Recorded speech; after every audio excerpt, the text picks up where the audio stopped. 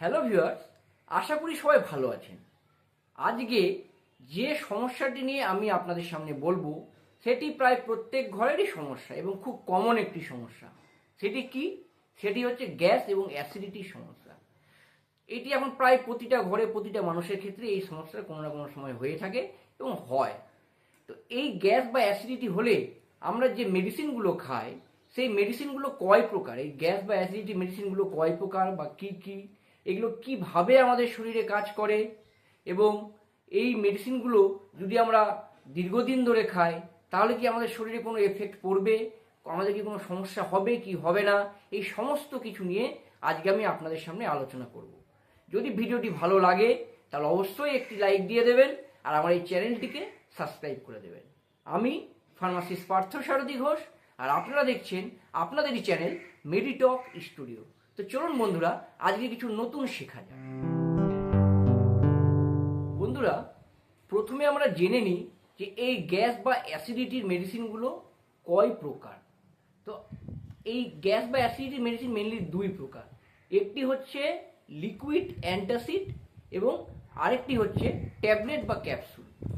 তো এই liquid antacid যে মেডিসিনগুলো আছে তার মধ্যে যে সল্টগুলো আছে, অ্যাক্টিভ সল্টগুলো আছে, সেটি হচ্ছে কি অ্যালুমিনিয়াম হাইড্রোক্সাইড, ম্যাগনেসিয়াম হাইড্রোক্সাইড এবং সেমেথিকন। তো এই তিনটি সল্ট দিয়ে লিকুইড অ্যান্টাসিডগুলো তৈরি করা হয়। এটি কীভাবে কাজ করে আমাদের শরীরে? এটি আমাদের শরীরে কিন্তু অ্যাসিড থাকে, HCl হাইড্রোক্লোরিক অ্যাসিড উৎপন্ন হয় আমাদের পাকস্থলীতে, শরীরে নয় পাকস্থলীতে। তো এই যদি আমাদের এই পাকস্থলীতে বেশি পরিমাণে অ্যাসিড উৎপন্ন হয় তখন কিন্তু আমাদের এই অ্যাসিডিটি বা বুক জ্বালা, গ্যাস এই সমস্যাগুলি হয়। তো এই মেডিসিনগুলো, এই লিকুইড অ্যান্টাসিডগুলো যখন আমরা খাই তখন কি করে এই অ্যান্টাসিডগুলো আমাদের পাকস্থলীতে গিয়ে এই যে অ্যাসিডিক যে মিডিয়ামটা সেই অ্যাসিডগুলোকে কি করে নিউট্রালাইজ করে, নিউট্রালাইজ করার ফলে আমরা সেই অ্যাসিডিটি থেকে কিন্তু মুক্তি পাই। তো এইভাবে এই মেডিসিনটা, লিকুইড অ্যান্টাসিড মেডিসিনটা আমাদের পাকস্থলীতে, আমাদের শরীরে কাজ করে। আর এই মেডিসিনগুলো মোটামুটি 3 থেকে 4 ঘন্টা পর্যন্ত এর কার্যকারিতা আমাদের শরীরে থাকে। অন্যান্য যে ট্যাবলেটগুলো আছে সেগুলোর থেকে এর কার্যকারিতা কিছুটা কম, 3-4 ঘন্টা এর এফেক্ট কিন্তু আমাদের শরীরে থাকে। এইবার জানা যাক যে ট্যাবলেট বা ক্যাপসুলের কথা বললাম, এই ট্যাবলেট বা ক্যাপসুলও কিন্তু আবার দুই রকম। একটি হচ্ছে H2 রিসেপ্টর ব্লকার আর একটা হচ্ছে প্রোটন পাম্প ইনহিবিটর। তো প্রথমে আমরা চলে আসি এই H2 রিসেপ্টর ব্লকারটা কি, এটি কীভাবে কাজ করে। তো H2 রিসেপ্টর ব্লকার যে ট্যাবলেটগুলো তার মধ্যে কি কি পড়ে? রেনিটিডিন, ফ্যামোডিডিন। হ্যাঁ, এগুলো হচ্ছে H2 রিসেপ্টর ব্লকার। এগুলো কি করে? এই রেনিটিন বা ফ্যামোডিডিন এগুলো যখন আমরা খাচ্ছি আমাদের পাকস্থলীতে প্যারাইটাল বলে একটি কোষ থাকে, প্যারাইটাল কোষ। তো এই প্যারাইটাল কোষের মধ্যে H2 রিসেপ্টর যেটা থাকে, এই H2 রিসেপ্টরকে এই মেডিসিনগুলো কি করে ব্লক করে দেয়। আর H2 রিসেপ্টরটাকে ব্লক করে দেওয়ার জন্য আমাদের পাকস্থলীতে কিন্তু আর অ্যাসিড উৎপন্ন হতে পারে না, আর এর ফলে আমরা গ্যাস অ্যাসিডিটি থেকে মুক্তি পাই। এইভাবে এই মেডিসিনগুলো আমাদের শরীরে কাজ করে। এই মেডিসিনগুলোর একটি অ্যাডভান্টেজ কি?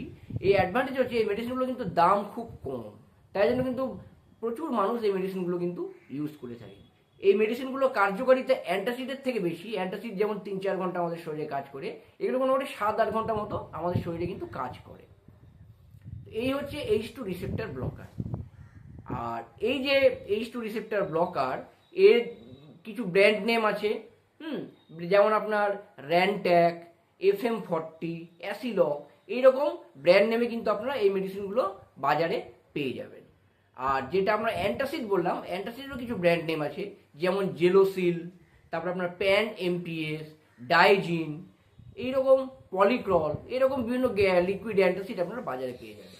এইবার চলে আসা যাক সব থেকে লাস্ট মেডিসিন, সেটি হচ্ছে প্রোটন পাম্প ইনহিবিটর। তো এর মধ্যে কি কি পড়ে? এর মধ্যে পড়ে প্যান্টোপ্রাজল, র্যাবিপ্রাজল, ল্যান্সোপ্রাজল, তারপরে এসোমপ্রাজল, এসবগুলো হচ্ছে প্রোটন পাম্প ইনহিবিটর। তো এই প্রোটন পাম্প মেডিসিনগুলো আমাদের শরীরে কিভাবে কাজ করে এবার জানা যাক। আমাদের শরীরে যেটা বললাম যে প্যারাইটাল কোষ থাকে, এই প্যারাইটাল কোষ থেকে কিন্তু HCl বা অ্যাসিড নির্গত হয়। তো এই প্যারাইটাল কোষের মধ্যে প্রোটন পাম্প বলে একটি জিনিস থাকে, রিসেপ্টর থাকে। এই মেডিসিনগুলো কি করে? এই প্রোটন পাম্পকে গিয়ে বন্ধ করে দেয়। যখন এই প্রোটন পাম্পকে বন্ধ করে দেয় তখন কিন্তু এই প্যারাইটাল কোষ থেকে আর HCl বা অ্যাসিড নির্গত হতে পারে না, আর এর ফলে আমরা গ্যাস অ্যাসিডিটি থেকে মুক্তি পাই। এই মেডিসিনগুলোর কার্যকারিতা সব থেকে বেশি। এই মেডিসিনগুলো আমাদের শরীরে কিন্তু 24 থেকে 48 ঘন্টা পর্যন্ত কাজ করে। তো এটি কার্যকারিতা সব থেকে বেশি, তাই জন্য এই মেডিসিনগুলো বহুল প্রচারী, মানে বহুল মানে খুব বেশি পরিমাণে মানুষ কিন্তু এই মেডিসিনগুলোকে ইউজ করে থাকেন। তো আর এই মেডিসিনগুলোর দাম কিন্তু সব থেকে বেশি। তো কয়েকটি ব্র্যান্ড নেম যেমন আছে, প্যান্টোপ্রাজলের যেমন ব্র্যান্ড আছে প্যান 40, তারপরে আপনার ল্যানজল 30, রেভিয়াম 20, এরকম বিভিন্ন ব্র্যান্ড নেমে আপনারা এই মেডিসিনগুলো বাজারে পেয়ে যাবেন। তো এইবার একটা কথা বলে রাখি, সেটি হচ্ছে যদি আপনাদের খুব সাময়িক সময়ের জন্য, খুব অল্প সময়ের জন্য যদি গ্যাস অ্যাসিডিটির সমস্যা হয়, তাহলে আপনারা কিন্তু অবশ্যই এই অ্যান্টাসিড, যে লিকুইড অ্যান্টাসিডগুলো আছে সেগুলো হচ্ছে এই বেস্ট। মানে এই লিকুইড অ্যান্টাসিডগুলো আপনারা খুব সাময়িক বা অল্প সময়ের জন্য গ্যাস অ্যাসিডিটি হলে এগুলো আপনারা খুব ব্যবহার করতে পারেন। এছাড়া আপনার যে র্যানট্যাক বা ফ্যামোডিডিন বা র্যান্টিডিন যেগুলো বললাম, সেগুলো কিন্তু আপনারা ইউজ করতে পারেন খুব সাময়িক সময়ের জন্য গ্যাস অ্যাসিডিটি হলে। কিন্তু আপনার যদি খুব ক্রনিক গ্যাস্ট্রাইটিস থাকে বা জিইআরডি ডিজিজ থাকে, জিইআরডি হচ্ছে আপনার গ্যাস্ট্রিক এসোফেগাল রিফ্লাক্স ডিজিজ, এই সমস্যাটা যদি আপনার থাকে প্রচুর পরিমাণে, এগুলো এই গ্যাস জিইআরডি ডিজিজে প্রচুর পরিমাণে অ্যাসিড উৎপন্ন হয় হ্যাঁ আমাদের শরীরে। তো এই ডিজিজ যদি থাকে বা ক্রনিক গ্যাস্ট্রাইটিস থাকে, সেসব ক্ষেত্রে কিন্তু ডাক্তারবাবুরা আপনাকে এই প্রোটন পাম্প ইনহিবিটরগুলো যেমন প্যান্টোপ্রাজল, রেইপ্রাজল, ল্যান্সোপ্রাজল, এগুলো কিন্তু ডাক্তারবাবু প্রেসক্রাইব করে থাকেন এবং এগুলো বেশ কিছুদিনের জন্য আপনাকে খেতে বলবেন। যেমন আপনার 20 দিন, 25 দিন বা 1 মাস পর্যন্ত বা 2 মাস পর্যন্ত এগুলো আপনাকে ডাক্তারবাবু কন্টিনিউ করতে বলবেন। তো এগুলোই হচ্ছে এর মানে ইউজ, এবং এইভাবে আমরা ওষুধগুলি খাই। তো এইবার জেনে নেওয়া যাক যে এই মেডিসিনগুলো, এই গ্যাসের মেডিসিনগুলো যদি আমরা খুব কম দিনের জন্য খাই, মানে ধরুন যে 10-15 দিন বা 20 দিন বা 1 মাসের জন্য খাই, তাহলে কি আমাদের শরীরে কোনো ক্ষতি হবে? এর উত্তর হচ্ছে না। তাহলে আমাদের এই 1 মাস বা 15 দিন 20 দিনের জন্য খেলে এটি কিন্তু আমাদের শরীরে কোনো ক্ষতি বা সাইড এফেক্ট তেমন হবে না, কারণ এই মেডিসিনগুলো খুবই সেফ মেডিসিন। এই মেডিসিনগুলো ছোট বাচ্চা থেকে বয়স্ক লোক পর্যন্ত সবাই এই মেডিসিনগুলো একদম সেফলি খেতে পারেন। এমনকি যারা প্রেগনেন্ট মাদার আছেন বা ল্যাকটেটিং মাদার আছেন, তারাও কিন্তু এই গ্যাসের ট্যাবলেটগুলো খেতে পারেন।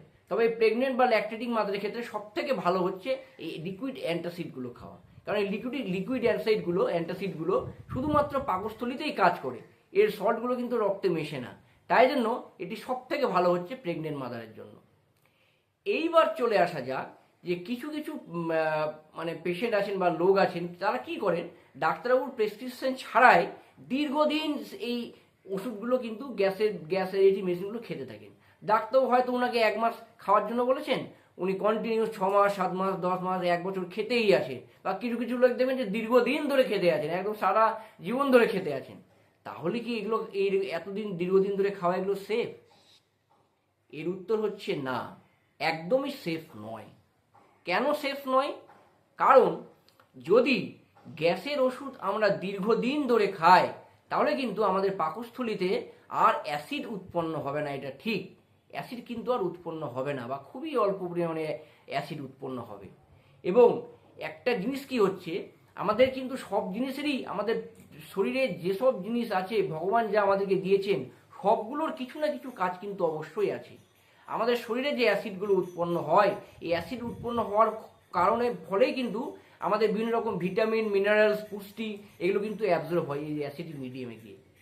বিভিন্ন রকম খাবার দাবার, ভিটামিন, মিনারেলস, পুষ্টি বিভিন্ন রকম, এগুলো কিন্তু সব এই অ্যাসিডিক মিডিয়ামে গিয়ে পাকস্থলীতে গিয়ে অ্যাবজর্ব হয়।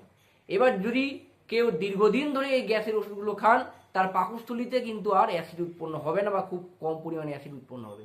সেক্ষেত্রে কি হবে সমস্যাগুলো? 1 নম্বর হচ্ছে, আমরা যে আয়রন রিচ খাবারগুলো খাই, যার মধ্যে আয়রন আছে, সেই আয়রনগুলো কিন্তু আর পাকস্থলীতে যাওয়ার পর অ্যাবজর্ব হবে না, কারণ এই আয়রনগুলো অ্যাবজর্ব ফলে অ্যাসিডের প্রয়োজন। যেহেতু আমাদের দীর্ঘদিন ধরে মেডিসিন খাওয়ার পরে অ্যাসিড উৎপন্ন হচ্ছে না, তাই জন্য কিন্তু এই আয়রনগুলো আর অ্যাবজর্ব হবে না। আর এই আয়রনগুলো অ্যাবজর্ব না হলে কি সমস্যা হবে? আমাদের মধ্যে আয়রন ডেফিসিয়েন্সি হবে, তার ফলে কী হবে? অ্যানিমিয়া হবে। দেখবেন আমাদের শরীরে কিন্তু অ্যানিমিয়া তৈরি হয়, যারা দীর্ঘদিন ধরে গ্যাসের ওষুধ খায় তার মধ্যে একটা অ্যানিমিয়ার সমস্যা থাকে। 2 নম্বর হচ্ছে ক্যালসিয়াম রিচ খাবারগুলো যেগুলো আমরা খাই, সেই ক্যালসিয়াম অ্যাবজর্পশনের জন্যও কিন্তু এই অ্যাসিডিক মিডিয়ামের প্রয়োজন। তো তো ক্যালসিয়াম, এই অ্যাসিডিক মিডিয়াম যদি আমাদের শরীরে না থাকে, যদি আমরা দীর্ঘদিন ধরে গ্যাসের ওষুধ খাই, তাহলে অ্যাসিডিক মিডিয়াম যদি না থাকে তাহলে কিন্তু এই ক্যালসিয়ামগুলো কিন্তু আমাদের শরীরে আর অ্যাবজর্ব হবে না। তারপরে ক্যালসিয়াম ডেফিসিয়েন্সি হবে, এবং এই ক্যালসিয়াম ডেফিসিয়েন্সি হলে আমাদের হাড়গুলো ক্ষয়ে যাবে, হাড় ভঙ্গুর হয়ে যাবে। বিশেষ করে মেয়েদের ক্ষেত্রে তো বেশি পরিমাণে এগুলো আর হয়। তারপরে ভিটামিন বি 12, এই ভিটামিন বি 12 অ্যাবজর্পশনের জন্য কিন্তু এই অ্যাসিড খুবই পরিমাণে অপরিহার্য। তো ভিটামিন বি 12 জাতীয় যে খাবারগুলো আমরা খাই সেগুলো পাকস্থলিতে যাওয়ার পর সেগুলোও কিন্তু আর অ্যাবজর্ব হবে না, তার জন্য আমাদের ভিটামিন বি 12 ডেফিসিয়েন্সি হবে। এরকম বিভিন্ন রকম পুষ্টিগুলো আমাদের অ্যাবজর্ব কিন্তু আর হবে না যদি আমাদের শরীরে এই অ্যাসিডগুলো উৎপন্ন না হয়। তারপরে দেখবেন যে আমরা যে খাবারগুলো খাচ্ছি সেই খাবারের মধ্যে কিন্তু অনেক ব্যাকটেরিয়া আছে, খুব খারাপ, অনেক খারাপ ব্যাকটেরিয়া আছে। সেই ব্যাকটেরিয়াগুলো যখন আমরা খাবারের সঙ্গে খাই, সেগুলো পাকস্থলিতে যেহেতু অ্যাসিড থাকে, সেই অ্যাসিডিক মিডিয়ামে গিয়ে সেই অ্যাসিডগুলো সেই ব্যাকটেরিয়াগুলোকে কিন্তু মেরে ফেলে। ব্যাকটেরিয়াগুলোকে মেরে ফেলার জন্য আমাদের শরীরে কিন্তু আর কোনো ক্ষতি হয় না। কিন্তু যারা দীর্ঘদিন ধরে এই গ্যাসের মেডিসিন খাচ্ছেন, তাদের যেহেতু পাকস্থলিতে কোনো অ্যাসিড থাকে না বা খুব কম পরিমাণে থাকে, তাই জন্য কি হয়, সেই খাদ্যের মধ্যে যে ব্যাকটেরিয়াগুলো আমরা খাচ্ছি সেগুলো কিন্তু পাকস্থলিতে গিয়ে আর মারা যাচ্ছে না, এবং এই মারা না যাওয়ার কারণে সেগুলো কিন্তু আস্তে আস্তে পাকস্থলী থেকে স্মল ইন্টেস্টাইন, তারপর লার্জ ইন্টেস্টাইন এখানে চলে যাচ্ছে, এবং এই জায়গায় যাওয়ার পরে আমাদের কিন্তু বিভিন্ন রকম পেটের ইনফেকশন হচ্ছে, ডায়রিয়া হবে, পেটের বিভিন্ন রকম ইনফেকশন হবে, পেট ব্যথা হবে, পেট খারাপ হবে, এরকম বিভিন্ন রকম পেটের সমস্যা কিন্তু দেখা যাবে। আর এই যখন পেটের সমস্যাগুলো হয় তখন এই পেশেন্টরা কি মনে করেন, যারা দীর্ঘদিন ধরে ওষুধ খাচ্ছেন তারা মনে হচ্ছে না আমার আবার পেটের সমস্যা হচ্ছে, আমাকে আবার গ্যাসের ওষুধ খেতে হবে। এই ভুলটা কিন্তু তারা করে, কিন্তু তারা জানেনই না যে এই গ্যাসের ওষুধ দীর্ঘদিন খাওয়ার জন্যই কিন্তু পেটের এই সমস্যাগুলো তাদের হচ্ছে। এটা কিন্তু খুব বড় সমস্যা একটা। আর সব থেকে লাস্টে আর একটা জিনিস বলি, যে আমাদের পেটে কিন্তু মাঝে মধ্যে এইচ পাইলোরি বলে একটা ব্যাকটেরিয়া আছে, এই এইচ পাইলোরি ইনফেকশন হয়। এই এইচ পাইলোরি ইনফেকশনটা কি হয়, এই পাকস্থলিতে এইচ পাইলোরি ব্যাকটেরিয়াটা যায়। এবার পাকস্থলিতে ব্যাকটেরিয়াতে যাওয়ার পরে যদি অ্যাসিডিক মিডিয়াম না থাকে, পাকস্থলিতে যদি অ্যাসিড না থাকে, তাহলে কি হয়, এই এইচ পাইলোরিগুলো কি করে আমাদের পাকস্থলিতে বাসা বাঁধে, এবং এই পাকস্থলিতে বাসা বাঁধার পর সেগুলো কি করে পাকস্থলিতে আলসারের সৃষ্টি করে। এরপরে কিন্তু আমাদের স্টোমাক আলসার হওয়ার সম্ভাবনা থাকে। শুধুমাত্র যে অ্যাসিড বেশি থাকলে যে পাকস্থলিতে স্টোমাক আলসার হবে তা কিন্তু নয়। অ্যাসিড না থাকার কারণেও এই এইচ পাইলোরি ব্যাকটেরিয়া যদি বাসা বাঁধে তাহলেও কিন্তু স্টোমাক আলসার হওয়ার সম্ভাবনা থাকে।